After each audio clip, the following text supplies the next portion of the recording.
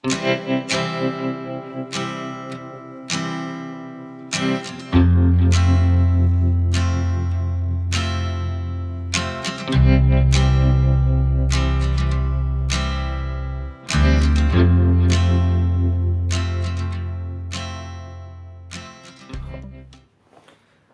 رفقا، حالتون چطوره؟ امیدوارم که حالتون خیلی خوب باشه. بچه خواستم قبل از هر چیزی یکم با هم دیگه صحبت کنیم، به قول خودمون درد دل کنیم. بچه همونجور که میدونید من تازه داخل یوتیوب دارم فعالیت میکنم و خیلی وقت پیش فعالیت میکردم، ولی خب به خاطر یه سری از مشکلات نتونستم، که خب هممون داخل زندگیمون داریم، ولی اینا اصلا مهم نیست. قراره که با هم دیگه ادامه بدیم، بتره کنیم و میلیونی شدن چنلمون رو ببینیم. بچه‌ها میخوام ازتون که منو حمایتم کنید، نظراتتون رو بگید، چون این کار خیلی کمک بزرگی به من میکنه و چون بالاخره این چنل شماست.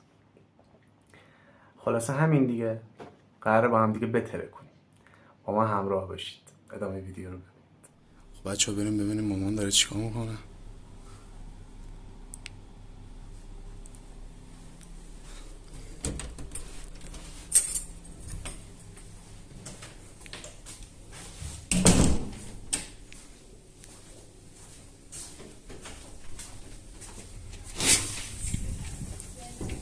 مامان چیکار میکنی؟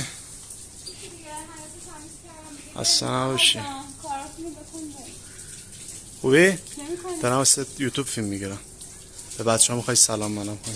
سلام عرض ادب خدمت رفقای عزیز. امیدوارم که آقا یه ذره به این گلا آب بده، همش داری به زمین آب میدی. خوبی رو داشته باشی، سرشار از عشق و محبت و سلامتی.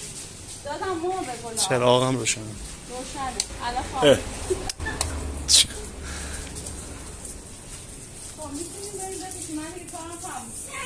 ما پوشیدیم، ما آماده ایم، شما برو پوشته به. خب بچه ها تاها رفت بره عینک بپسنده، بریم ببین چه عینکی میخواد بگیره.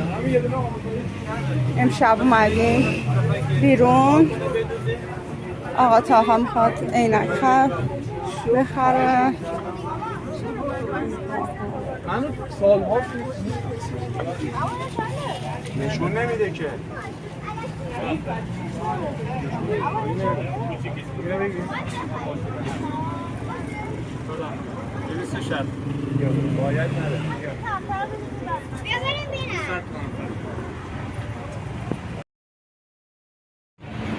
خب بچه ها ببخشید بابت کیفیت دوربینم، خاطر اینکه واقعا اینجا اصلا نور نیست. بچه ها بعد از مدت ها من بالاخره اومدم تو بازار و بلا فاصله تا اینکه وارد بازار شدم یاد سبز میدون اصفهان افتادم، چون اصفهان هم دقیقا یه منطقه ای داشت دقیقا همین شکلی بود. ولی واسم سوال بود که چجوری مثلا میشه این نورایی بود که آویزون کرده بودن میگیرن. ما تا تو پیش فکر کردیم چجوری این نورا رو میگیرن، به کجا مثلا وصل میکنن؟ روشن میدونم به برق وصل میکنن، از کجا میکشن؟ من میگم از ماشیناشون شاید میکشن. هم داره من بشم خوشمزه است.